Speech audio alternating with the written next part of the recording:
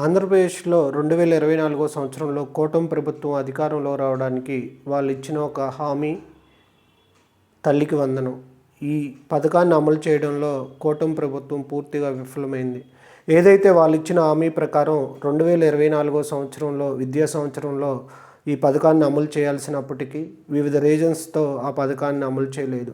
2025 సంవత్సరం వచ్చేలోపు ఏదైతే వాళ్ళు ఇచ్చిన హామీ ప్రకారం చదువుకుంటున్న ప్రతి విద్యార్థికి ఆంధ్రప్రదేశ్లో తల్లికి వందనం పథకం కింద 15,000 రూపాయలు ఇస్తామని వివిధ షరతుల పేరుతో 2025 సంవత్సరంలో కూడా లబ్ధిదారుల సంఖ్యను పూర్తిగా తగ్గించి అరకొర నదులు కేటాయించి ఇవ్వడం జరిగింది.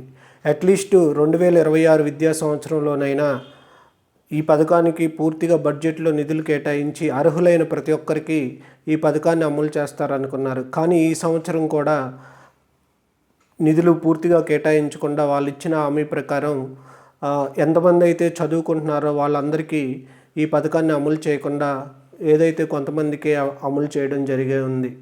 ఇప్పుడు ఆంధ్రప్రదేశ్లో ప్రజలు ఏమనుకుంటున్నారంటే చంద్రబాబు నాయుడు గారిని నమ్మి మరొకసారి మోసపోయామని.